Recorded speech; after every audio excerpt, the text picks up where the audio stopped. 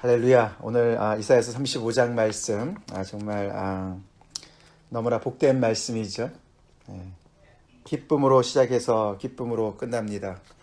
어제 34장의 말씀과는 완전히 다른 그런 내용이지요.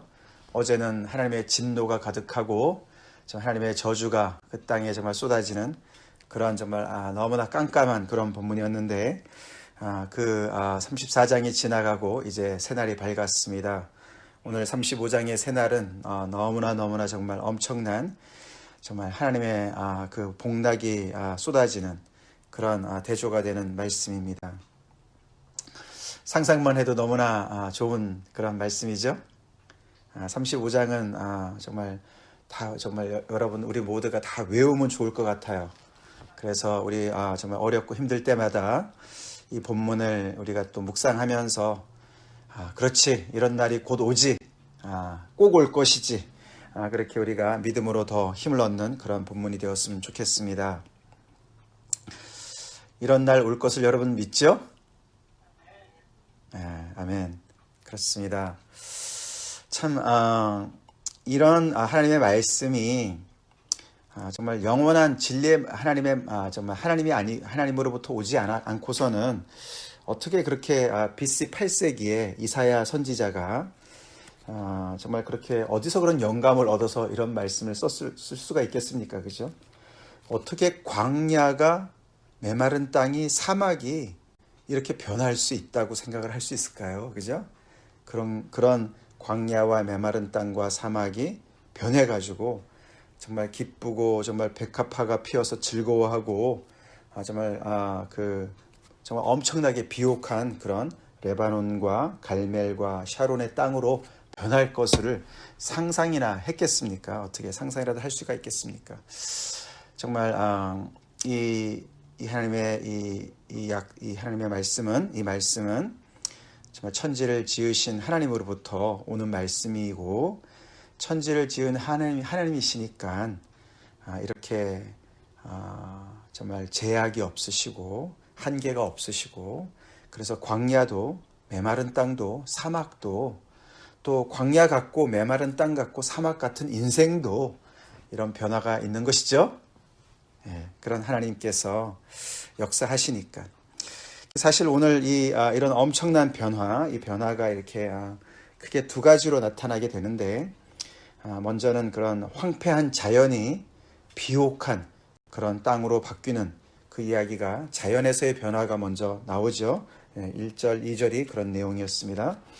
황폐함의 삼총사라고 할 수 있는 광야와 메마른 땅과 사막이 비옥함의 삼총사라 할 수 있는 레바논 땅과 갈멜과 샤론의 그런 땅으로 바뀔 것이다. 그래서 그 영광과 아름다움이 넘쳐나서 그것이 결국은 하나님의 영광과 하나님의 아름다움을 나타내는 그런 놀라운 변화가 있을 것이라고 이야기합니다. 그것이 문자 그대로 될 수도 있고 또 그것이 상징적으로 정말 이렇게 광야 같고 메마른 땅 같고 사막과 같이 그렇게 황폐해진 하나님의 백성들의 그런 영적인 어떤 그런 그들의 삶이 완전히 그렇게 비옥한 땅처럼 바뀔 것을 얘기할 수도 있겠죠. 그 다음에 이제 3절부터 나오는 게 사람에서의 어떤 변화를 이야기하죠. 인간에서의 변화를 얘기하는데 변화는 특별히 5, 6절에 나오죠. 굉장히 많은 장애를 가진 그런 사람들이 완전히 건강이 회복되는 것을 노래합니다. 맹인의 눈이 밝을 것이고 못 듣는 사람의 귀가 열릴 것이고 저는 자가 사슴같이 뛸 것이고 말 못하는 자의 혀가 노래를 할 것이다. 정말 엄청난 이야기입니다. 육체의 질병뿐만 아니라 마음의 질병까지 다 포함한 온전한 회복을 이야기하지요. 이렇게 엄청난 변화가 일어나는 것은 다른 것이 아니라 거기 4절에 보시면은 너희 하나님이 오시기 때문에 그렇게 된다. 그렇게 얘기를 합니다. 하나님이 임하시면 이런 놀라운 변화가 일어나죠.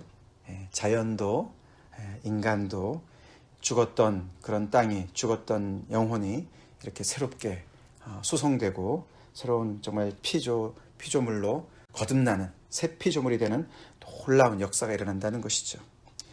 그래서 지금 이렇게 너무나 지치고 피곤한 그런 백성들한테 강하게 명령을 합니다. 너희 약한 손을 강하게 하며 떨리는 무릎을 굳게 하며 겁내는 자들은 굳세어라, 두려워하지 말라. 왜요? 보라, 너희 하나님이 오신다. 그렇게 이야기를 합니다. 하나님이 오시기 때문에 너희는 더 이상 이제 약한 손과 떨리는 무릎을 정말 가질 필요가 없다. 하나님이 오시면은 정말 우리의 연약함이 다 벗어지고 하나님 안에서 우리의 정말 두려움이 다 사라지고 우리는 정말 이렇게 놀랍게 새로운 그런 피조물이 될 것이다 라고 이야기를 하는 것이. 그러면서 또다시 몇 절입니까? 7절부터 6절 그 후반절부터 다시 그 자연의 이야기로 넘어갑니다. 광야에서 물이 솟겠고 그러면서 광야에 물이 생기고 사막에 시내가 흐르고 뜨거운 사막에 못이 변해서 못이 되고 메마른 땅이 변해서 원천이 될 것이다.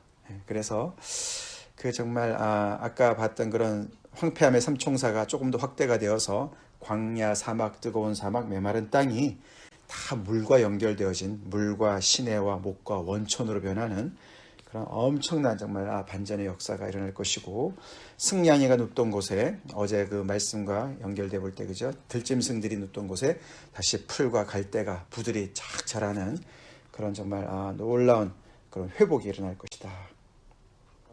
그러면서 세 번째로 이제 그런 놀라운 변화가 일어나는데, 그런 변화가 그냥 거기에서만 일어나는 것이 아니라 그 하나님의 그런 새롭게 피조된 정말 새롭게 구속함을 받은 사람들이 이제 시온으로 돌아오는 이야기를 하죠. 그래서 귀향하는 본인들의 그런 고향으로, 약속의 땅으로 다시 돌아가는 그런 이야기를 하면서 그 광야에 대로가 있을 것이다. 거룩한 길이다. 그렇게 얘기합니다. 하이웨이가 그 광야에 있을 것이다 라고 얘기하면서 그 길은 거룩한 길이다. 왜 거룩한 길이겠습니까? 거룩한 하나님의 거룩한 백성이 거룩한 시온으로, 예루살렘으로 가는 길이니까 거룩한 길이지요.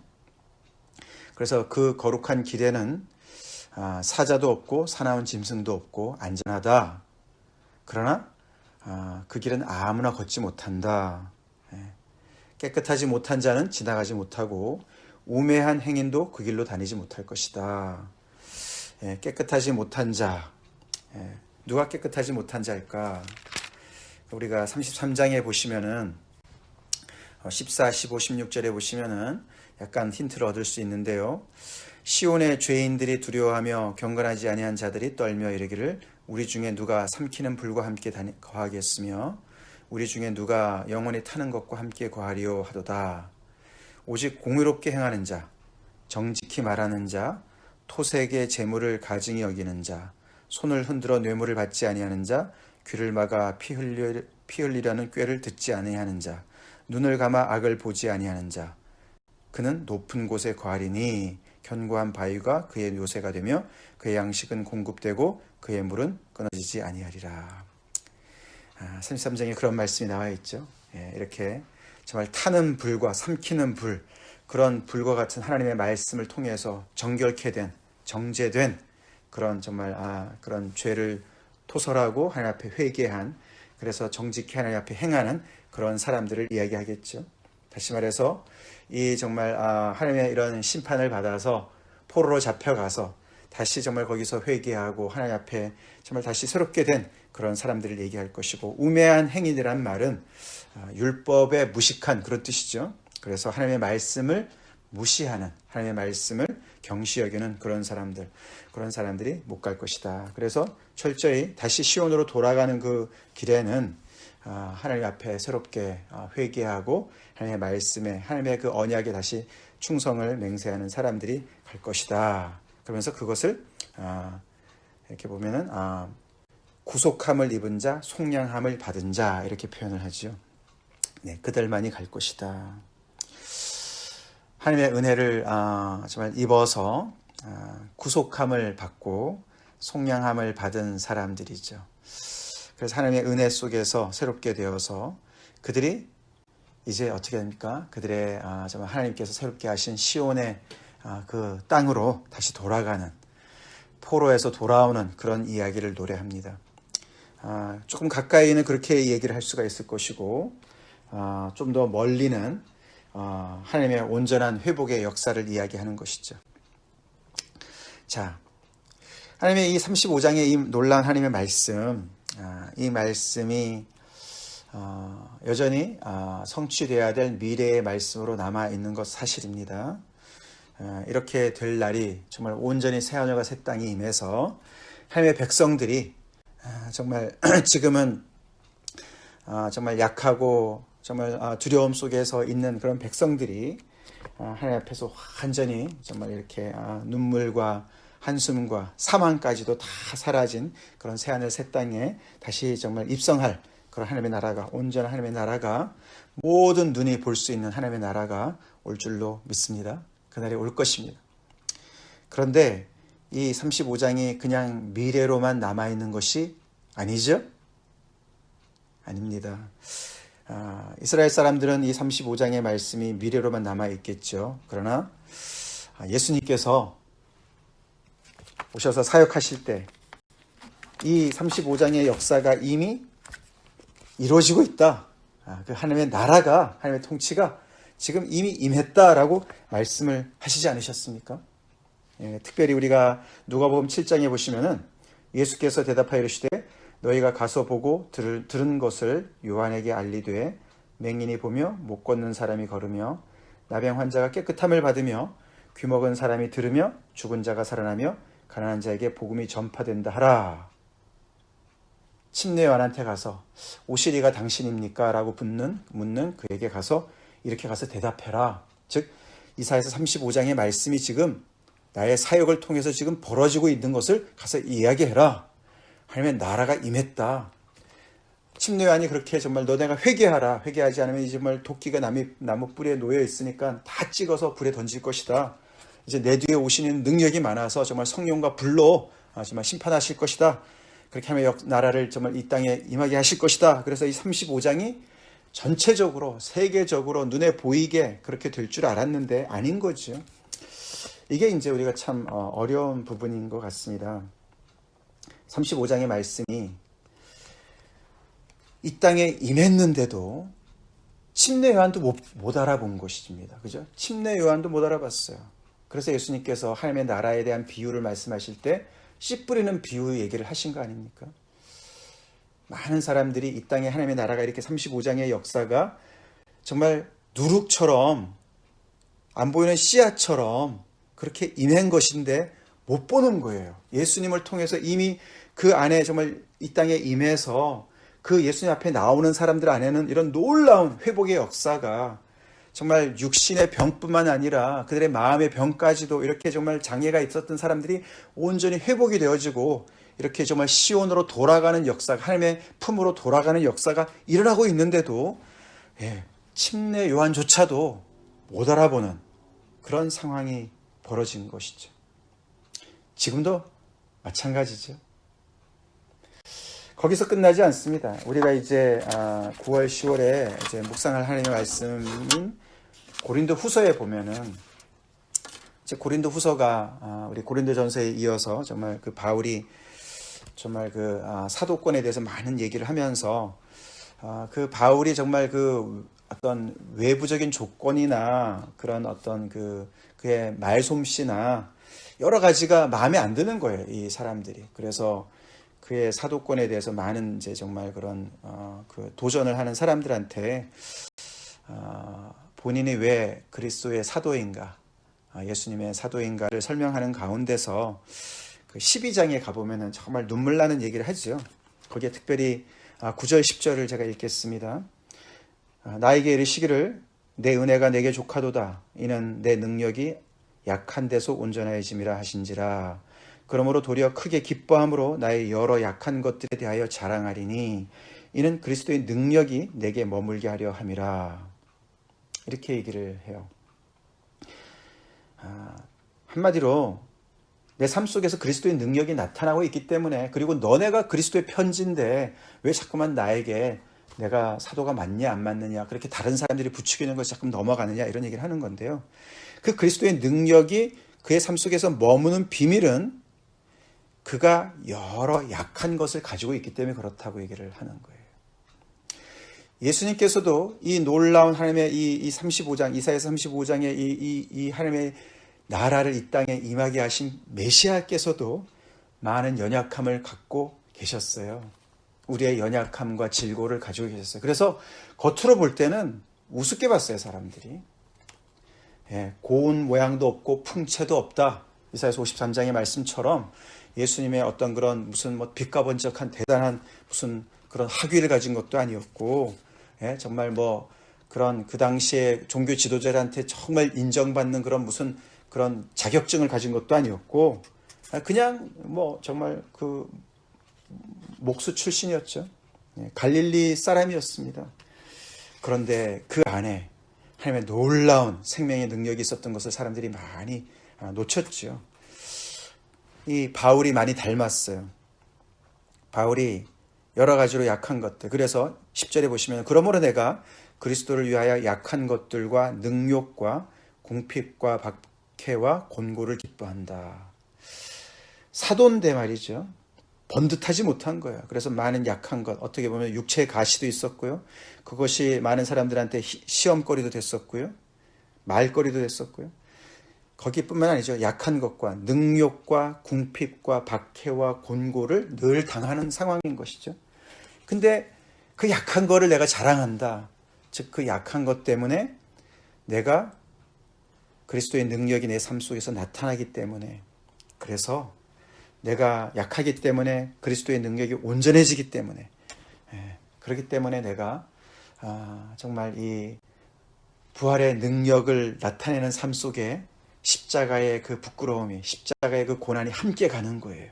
마치 35장의 능력이 나타나기 위해서, 이사야 35장의 능력이 나타나기 위해서 34장의 하나님의 저주가, 십자가의 그런 모든 것들이 그의 삶 속에 따라오는 것처럼, 그래서 그가 한 번은 이렇게 얘기하지 않습니까? 사망은 내 안에서 역사하고 생명은 너희 안에서 역사한다. 이런 뭐 정말 이해하기 참 어려운 이야기들을 그런 정말 하죠.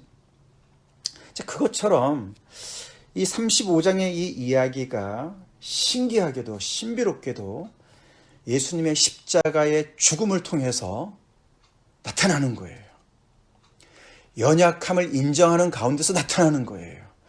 우리가 하나님 앞에서 저주를 받을 수밖에 없는 죄인인 것을 인정할 때 이 놀라운 새로운 역사가 나타나는 거예요. 35장은 미래형으로 남아있기도 하지만 지금 오늘 이 순간에 내 자신도 내가 하나님의 연약함을, 내 안에 연약함을 자랑할 때 그 하나님의 능력이 임한다는 것을 우리는 그 비밀을 알아야 되는 것입니다. 아멘이십니까? 우리 정말 우리의 연약함을 얼마나 부끄러워합니까? 그것 때문에 얼마나 힘들어합니까? 우리가 정말 몸에 병 때문에 너무나 짓눌려 살고 말이죠. 무슨 죄 지은 것처럼 말이죠. 하나님 앞에도 정말 부끄러운 것 같고, 뭔가 내가 잘 못 살아서 이렇게 참 이런 어려움이 계속 오지 않나, 이런 생각을 자꾸 하게 되고, 그리고 이래저래 정말 사람들 앞에 정말 번듯하지 못한 그런 우리들의 모습, 그게 아니라는 거예요. 오히려 그것이 있기 때문에, 그것 때문에 내가 그리스도의 능력을 붙잡는 것입니다. 그것 때문에 내 안에 하나님의 능력이 임할 수 있는 그런 근거가 되는 것이에요. 내가 잘났으면 하나님의 능력이 필요 없는 것이죠. 오히려 우리의 연약함을 자랑합시다. 자랑할 때 우리는 예수님의 때에도, 예수님 당시에도 가난한 자가 복이 있었고 애통하는 자가 복이 있었던 이유가 거기에 있는 것이에요. 그들은 그들의 연약함을 알았고요. 그 연약함 때문에 하나님 앞에 나아간 것이에요. 그래서 보라, 하나님이 너에게 오사, 그것을 그렇게 사모하는 거죠. 그래서 이 35장의 오늘의 이 약속은 오늘날도 우리가 정말 나의 연약함을 인정하고, 그렇기 때문에 나는 그리스도의 능력을 의지합니다 라고 고백하는 사람에게 오늘 아멘으로 임할 줄로 믿습니다. 아멘.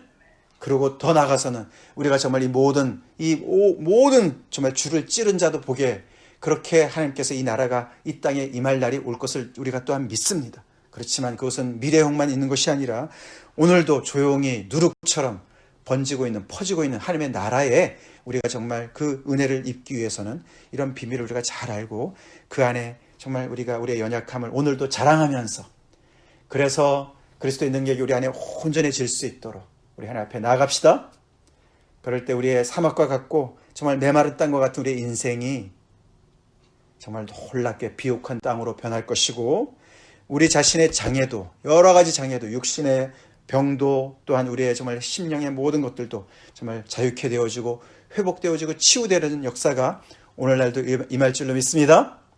그리고 우리 안에 정말 대로가 있어서 우리 하나님 앞에 정말 열심히 달려가고 하나님 앞에 예배하는 그런 놀라운 은혜가 임할 줄로 믿고, 그리고 이 기쁨은 미래형만 나타난 것이 아니죠. 우리 오늘날 같이 이렇게 정말 요즘과 같이 너무나 힘든 이때에 성령의 능력으로 기뻐합시다.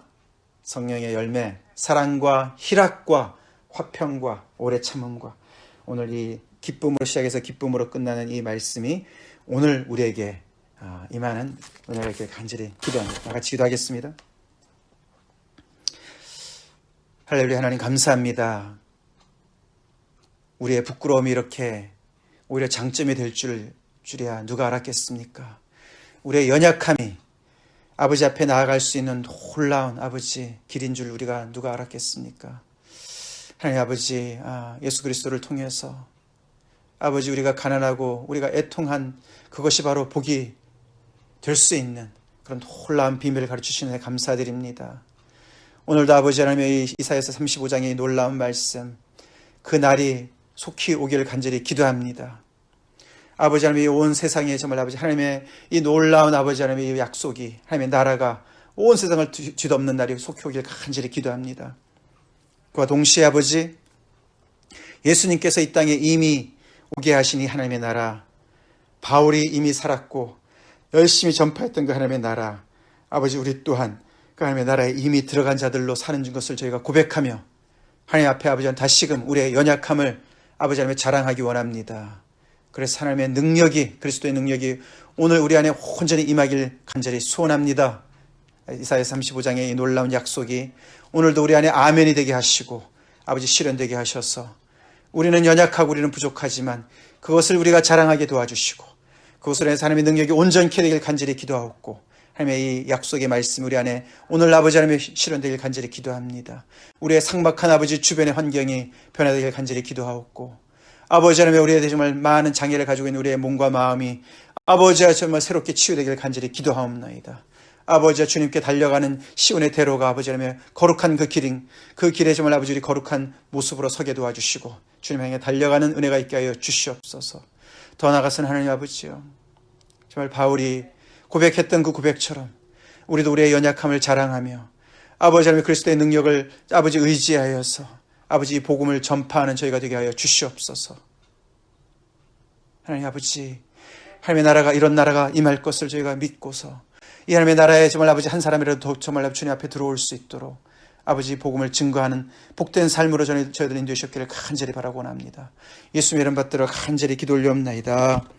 아멘.